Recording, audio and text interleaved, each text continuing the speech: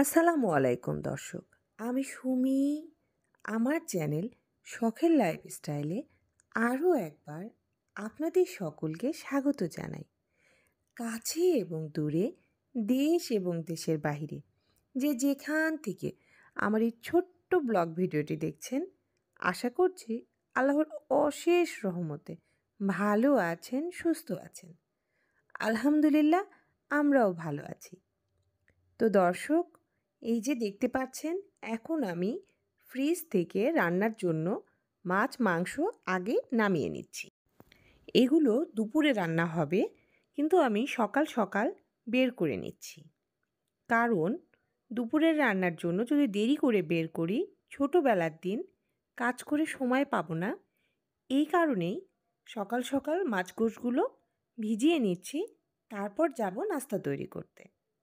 তো এখানে আমি বের করেছি চিংড়ি মাছ, বের করেছি কাতল মাছ, বের করেছি কাতল মাছের যে মাথা, তেল বা পেটি আমরা যেটাই বলি সেইটা, আর বের করেছি একটি মুরগি।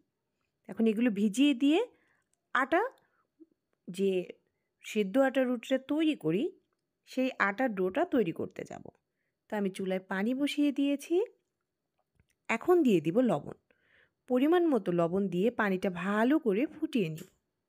তারপর আটাটা সিদ্ধ করে নিব, কারণ আমার বাসায় সবসময় সেদ্ধ আটার রুটি খাওয়া হয়, কাঁচা আটার রুটিটা আমরা খেতে পারি না।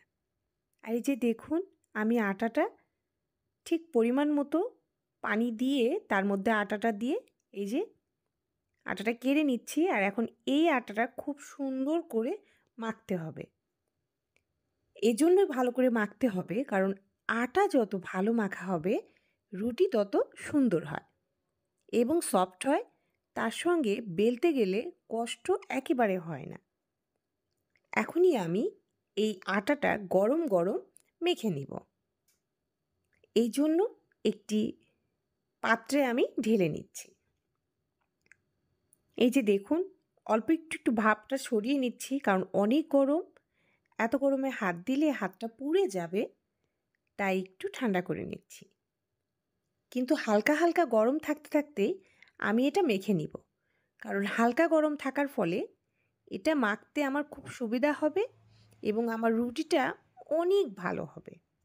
তো এই যে দেখুন, আমি যে পাতিলে আটা সিদ্ধ করেছি তার মধ্যে পানি নিয়ে নিয়েছি, আর সেই পানিটাতে হাত বারবার ডুবিয়ে আবার আমি আটার ডোটা মাখিয়ে নিচ্ছি। এভাবেই সুন্দর করে আটার ডো আমি তৈরি করে নেব। তা আটার ডো মাখানো শেষ। এখন অফ ক্যামেরায় আমার নাস্তা বানানো সব হয়ে গিয়েছে, খাওয়া দাওয়া হয়ে গিয়েছে। এখন বেলা 11টা বাজে। আমার বাসায় গেস্ট এসেছে, তাদের জন্য একটু হালকা নাস্তা রেডি করছি। আমি এখানে দিলাম মিষ্টি, দিলাম বিস্কিট, আর এই যে লাল চা। লাল চা তৈরি করে নিলাম।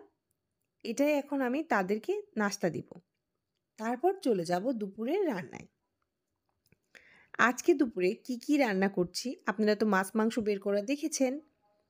এখন আমি শাক সবজি যা কিছু রান্না করব সব কিছু কেটে বেছে নিব। এই যে এখানে পেঁয়াজ, কাঁচামরিচ, মশলা এগুলো বের করেছি, কেটে নিয়েছি। আর তার সঙ্গে আজকে করব সবজি ভাজি। ছিল ফুলকপি, ছিল আলু, ছিল গাজর, আর চিংড়ি মাছটা ভুনা করব, মুরগিটা রান্না করব। আর তার সঙ্গে ওই যে মাছ, সেই মাছ আমি হলুদ লবণ মরিচের গুঁড়া দিয়ে মাখিয়ে রেখেছি, এটা ভাজি করার জন্য। আর প্রেসার কুকারে ডাল ফুটিয়ে নিয়েছি, ডাল রান্না করব। এই ছিল আমার বাসার আজকের খাবার দাবার। তো দর্শক, এখন আমার সেই পুরনো আবদারটি আবার করে নিচ্ছি। আমার প্রিয় আপু ও ভাইয়ারা যারা আমার এই ছোট্ট ভিডিওটি দেখছেন, প্লিজ আমার ভিডিওটিতে একটি লাইক দিয়ে দিবেন। আর যদি আমার ভিডিওর কোনো অংশ আপনাদের বিন্দু পরিমাণ ভালো লেগে যায়, তাহলে আমার চ্যানেলটিকে সাবস্ক্রাইব করে আমার পাশেই থাকবেন, কারণ আপনাদের ভালোবাসা ও আপনাদের দোয়া ছাড়া আমি সামনের দিকে এগিয়ে যেতে পারবো না। তো আপু ভাইয়ারা, এই যে দেখুন রান্না শেষ। এই যে চিংড়ি মাছটা ভুনা করে নিয়েছি এবং সেটা সুন্দর করে বাটিতে বেড়ে নিয়েছি। আপনাদের সাথে একটু শেয়ার করে দিচ্ছি। এই ছিল চিংড়ি মাছের ভুনা। তারপর আমি রান্না করেছি এই যে দেখুন মুরগির গোশত। মুরগির গোশতটা অল্প অল্প সুরা বা ঝোল রেখে রান্না করেছি। এই যে দেখিয়ে দিচ্ছি।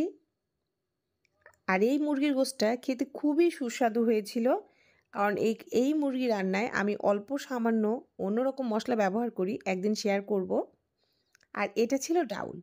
ওই যে বললাম প্রেসার কুকারে ডাউল ফুটিয়ে রেখেছি, এটা সেই মসুরের ডাউল টমেটো দিয়ে রান্না করেছি। আর এই হলো আমার প্রিয় জিনিস সবজি। সবজি খুব ভালো লাগে আমার খেতে, তাই সবজিটা মাঝে মাঝেই করি বেশ পরিমাণ করে। এই ছিল সবজি। আর মাছটা ভাজিনি, মাছটা আগামীকাল রান্না করব। তো আমার আপু ভাইয়ারা অবশ্যই জানাবেন আমার আজকের ভিডিওটা আপনাদের কাছে কেমন লাগলো। আপনাদের একটি কমেন্টস আমার খুবই খুবই আনন্দকর দেয় এবং আমাকে উৎসাহিত করে পরবর্তী একটি কন্টেন্ট বানানোর জন্য। আর এখন বিকালবেলায় সন্ধ্যার আগে ছাদে এসেছি, আর ছাদের কিছু মুহূর্ত আপনাদের সাথে শেয়ার করছি। দেখুন পৃথিবীটা কত সুন্দর। এই মোহভরা পৃথিবীটা ছেড়ে কেউ চলে যেতে চায় না, কিন্তু প্রকৃতির নিয়ম, যে এই সংসারে একবার এসেছে এই দুনিয়া ছেড়ে তাকে অবশ্যই যেতে হবে। তো আমার আপু ভাইয়ারা, আমি আপনাদের সাথে এই সামান্য একটু অংশ শেয়ার করছি। সূর্য ডোবার অংশটা আপনাদের সাথে দেখাতে চাচ্ছি, তো ঠিকভাবে আমি জুম করতে পারছিলাম না। আমি বারবার চেষ্টা করেছি দেখানোর জন্য। অপরূপ সুন্দর দৃশ্যটি। তো এতক্ষণ যারা ধৈর্য ধরে কষ্ট করে আমার এই ভিডিওটি দেখেছেন, আপনাদের সবাইকে জানাই অসংখ্য ধন্যবাদ। আপনারা সবাই ভালো থাকবেন, সুস্থ থাকবেন, আমাদের জন্য দোয়া করবেন। আমিও আপনাদের জন্য দোয়া করব। আমি সুমি এখন বিদায় নিয়ে নিচ্ছি।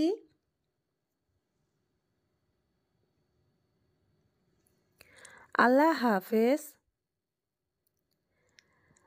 আসসালামু আলাইকুম।